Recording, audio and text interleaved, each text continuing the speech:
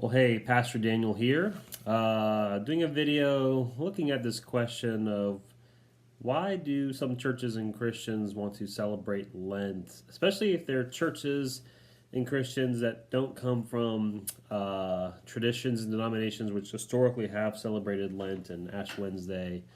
Because it seems like every year, whenever Lent comes around, there's always a flurry of memes and blog posts, things on social media asking, hey, why are you celebrating Lent and Ash Wednesday and even other church calendar stuff? Especially in my tradition, the Reformed Presbyterian world, there's always just a lot of angst about these issues. So I just kind of wanted as a pastor give my perspective on it. So just some background. My previous church, we did a church plant in South Carolina. We celebrated Ash Wednesday and Lent every year. So I had to lead some of those services. I saw on social media this year that church still did an Ash Wednesday service. My new church, now in the PCA up in Central New York, we do not celebrate Lent and Ash Wednesday. At least not right now. Maybe they'll make the change. I don't know if they ever will or not. But anyway, I do get the angst a little bit because I do think there's something about, especially younger evangelicals today, that in churches that they want to do church calendar stuff and including Lent and Ash Wednesday because it just seems it's a faddish thing to do. It seems cool. And so if I probably asked some of these Christians, hey, why do you all do Lent and Ash Wednesday and other church calendar stuff? I'm not sure if most of them could give an answer of substance. It probably would be something coming out of the Tonight Show with Jay Leno when they go interview people in the streets of Los Angeles about simple things and they get silly, non-intellectual answers. It may be like something like that if you ask Christians, hey, why do you do church calendar stuff? So I'm a confessional Orthodox Presbyterian. My denomination, the Presbyterian Church in America, we subscribe to the Westminster Confession of Faith, including the Westminster Larger Catechism and the Shorter Catechism. And so, and our theology of worship is shaped by those documents. And I'm going to read you a little section, actually the first section of chapter 21 of the Westminster Confession of Faith. And it's actually one of my favorite sections in the entire confession. I love thinking of worship in these ways and how we need to be biblical and God-centered in our worship. So, chapter 21, section 1 of the Westminster Confession. The light of nature shows that there is a God who has lordship and sovereignty over all and is good and does good to all, and is therefore to be feared, loved, praised, called upon, trusted in, served with all the heart, all the soul, with all your might. But the acceptable way of worshiping the true God is instituted by himself and so limited by his own revealed will that he may not be worshipped according to the imaginations and devices of men or the suggestions of Satan under any visible representation or any other way not prescribed in the Holy Scripture.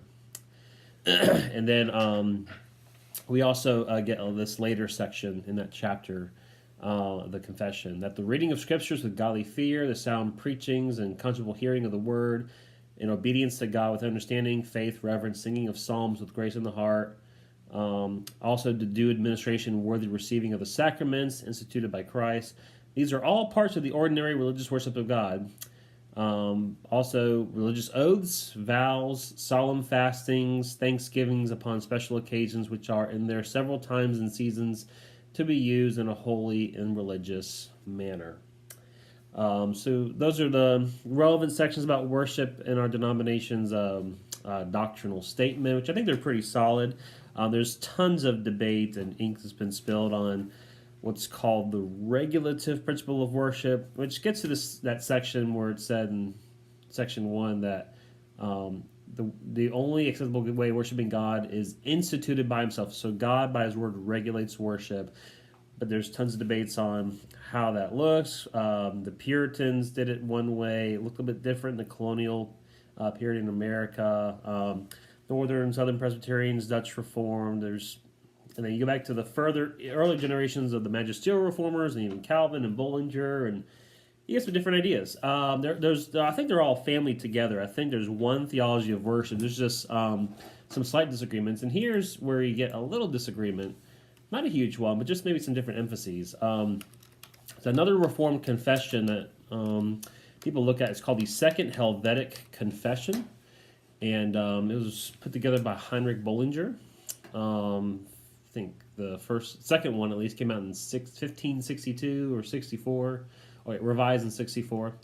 So anyway, I'm going to go to chapter 24 of the Second Helvetic Confession, which looks at the issue of worship, and it gives you some more details to think about and how to apply these things. So there is lots of good stuff in this chapter, on chapter 24, looking at holy days and fasts and things like that. On fasting, it says this, that now the more seriously the Church of Christ condemns drunkenness and all kinds of lust and temperance, so much more the strongly does it commend us to Christian fasting, describes what fasting is, gives stuff about public and private fasting, characteristics of fasting. So you see both in this confession and in the Westminster Confession, that appointing seasons or occasions of fasting are okay. The one rule that is there, and this comes under the section of Lent in the Second Helvetic Confession, I think this applies really all fastings, is this. So here's what the confession says, or Second Helvetic Confession says: the fast of Lent is attested by antiquity, but not in all the writings of the apostles. So there's acknowledgement that Lent goes back pretty early in church history, but not to the apostles. Therefore, ought and cannot be imposed on the faithful. That's the key. You cannot impose church calendar days. You can't impose Lent. You cannot really impose fasts, because Lent is fasting. It's 40 days of fasting. You cannot impose that on the church. You cannot bind the consciences of people in your church, except when it comes to Lord's Day worship and the regular ministry of the Word, sacraments, and prayer. But you can't impose or bind the consciences of your people beyond that. So you can talk about fasting, have customs of fasting, is what the Second Helvetic says. It even quotes Irenaeus, a church father, who says that some think that a fast should be observed for 1 day or 2 days, others more, some 40 days. This diversity is in keeping this fast and not begin in our times, but long before us, as I suppose, who did not simply keep to what had been delivered to them from the beginning, but afterwards fell into another custom, either through negligence or ignorance. Then they quote Socrates and things like that. But anyway, that's the big idea. Those are some of the key ideas from Reformed confessions about Lent. And if you look at the Second Helvetic and look at the my denomination's Book of Church Order, basically it's okay to even use a church calendar if you'd like. But the key, I think, the key principle is do not bind it upon the consciences of your people. I think that's the key thing. But you should not negate the regular meeting on the Lord's Day for worship. So let's just look at this question of church calendar and things like Lent and Ash Wednesday. What do I think about it? So knowing that I as a pastor in the Presbyterian Church in America, I have liberty to do church calendar stuff if I want to. I can call on our church, hey, let's do a fast together. Let's do a Lenten season. I just cannot impose it upon my people. I cannot bind their conscience. So I don't mind, and I do use a church calendar as a liturgical and discipleship tool in my toolbox. Obviously, like most, we do Advent stuff, we do a Christmas Eve service, we do Easter service. We actually do a Maundy Thursday service at our church right now. We gather with other churches in the area to do Good Friday service, but I do not impose those upon my people. We cannot bind the consciences of our people on these extra things when it comes to worship. So again, I don't use the church. I don't mind using the church calendar stuff as a tool in my toolbox. But I don't consider it the engine of discipleship. Like, I don't think the key to revitalization in the church is, hey, let's get back to the church calendar. It's not my blueprint for discipleship. It's a tool in my toolbox, But overall, I prefer a simpler view of worship. One thing I love about, I don't get every point the Puritans make about worship, but I love their view that worship should be biblical and simple. I think there's something profound and very good in that about emphasizing the weekly Lord's Day gathering of God's people and the means of grace. So I don't consider the church calendar and high liturgical stuff as like the engine of discipleship and of worship, but I think it's a helpful tool. I don't mind using it. So what are some pros? What are some pros of church calendar, including Lent? Well, first, the church calendar is a discipleship tool. That's what I think it is at best. It can be used to teach the gospel story. I mean, if you took your church through the church calendar, they'll get a good sense of the Christian story, certain gospel doctrines. So if I were to, run this through the grid of the regulative principle of worship, I would say that the church calendar comes under the forms. We have elements of worship, we have forms of those elements, we have circumstances of worship. The church calendar is a form. It's the way you may preach the biblical text and how you take your congregation through the ministry of the word and sacraments and prayer. And here's a really cool thing about the church calendar. As a preacher, I get the excuse, because of the church calendar, to do these yearly sermons on like the resurrection. So Easter Sunday, I do a resurrection sermon, and I'm forced to do it. And I think it's good to get a sermon on the resurrection at least once a year, hopefully more than once a year. Christmas time, get the incarnation. I'll probably do a Maundy Thursday service this year. And I love talking about the two cups. Jesus drinks the cup of wrath. We drink the cup of salvation. I love that theology of the two cups. I get to talk about that at least once a year because of the church calendar. You have like Trinity Sunday. It'd be great to do a doctrinal sermon on the topic of the Trinity. Ascension Sunday. How many Christians can tell you why the ascension of Christ is significant? Maybe those who have experienced the church calendar, maybe they can tell you because they've heard sermons on it. Pentecost Sunday.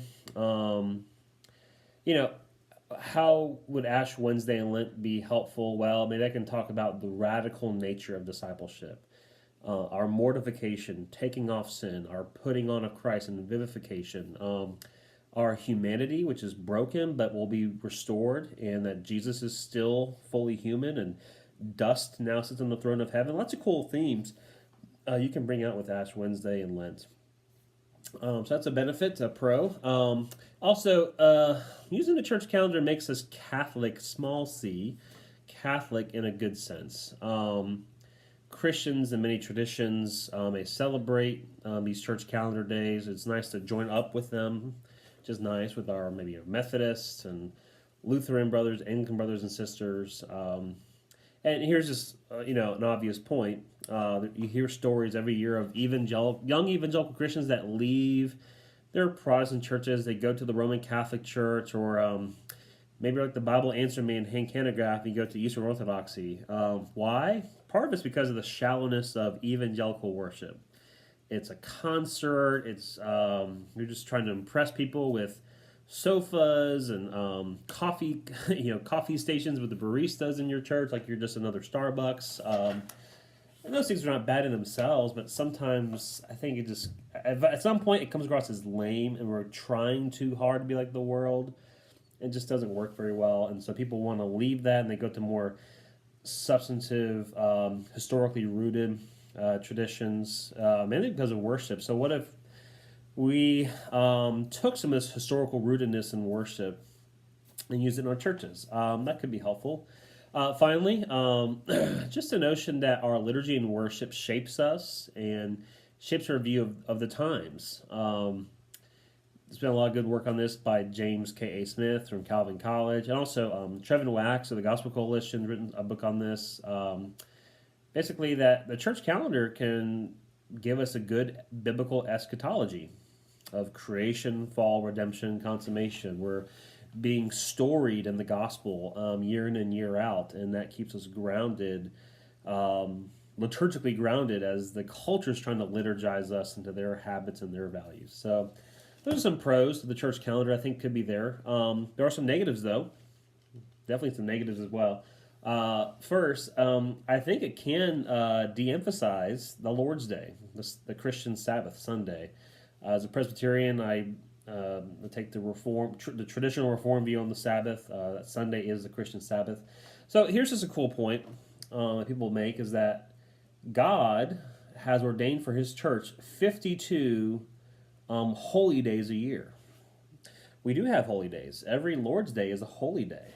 We don't need to wait for Christmas or Easter to have holy days. We can celebrate a holy day every week. And God's scriptural pattern for His church in discipleship is, more ordinary and less glossy than we give it credit for. And there's just something about, let's take advantage of every holy day the Lord gives us, 52 of them a year, and let's take advantage of the means of grace, and let's be the church gathered and the church scattered. Let's have the ordinary means of grace and our ordinary means of mission of generosity, hospitality, community mission. That ordinary and not very glossy view of discipleship, I think my Reformed Presbyterian tradition has a lot to offer there, and so. That's one reservation about the church calendar is that I don't want to diminish that view of discipleship and piety that the Reformed tradition offers. Also, just a final negative, the church calendar and Lent can make us superstitious. I have some folks who are former Roman Catholics in my church, and maybe some church calendar stuff, especially like Lent and all that, can make them think about some of the Roman Catholic background, make them more superstitious about worship, and I don't want to do that, obviously. And also, just as I said earlier, I think this can be a fad for younger evangelicals. Not all the time, but sometimes it can be. The rise of iPhones and social media. Every year at Ash Wednesday, that night or that next Thursday morning, I see tons of people with selfies of their ashes on their foreheads. I think. I think most people who really love the church calendar and knows what it means and why they do it, why they do what they do with it, and have substantive reasons for using that for their worship, and doing Ash Wednesday and Lent, I don't think they're probably happy about all the selfies with forehead ashes. It seems to kind of, again, turn it to a fad that we're just kind of feeding something uniquely American about ourselves. That's why I don't know, is Ash Wednesday something that's more therapeutic than gospel-centered? So anyway, those are some concerns you can have. So I gave you some pros and some cons. I've told you that, hey, I use a church calendar for some things, and I don't mind using more of it. I'm not against it in principle. To me, it's an issue of prudence and what's situationally wise and good to shepherd my own flock. That's really what I care about, not what seems good on social media or being accepted by my Presbyterian brothers or anything like that. So there are my thoughts on church calendar, Ash Wednesday, Lent, all that stuff. Feel free to comment, agree, or disagree. And for those of you who are giving up social media and all that for Lent, you will not see this video. So good luck with all that. We'll see you.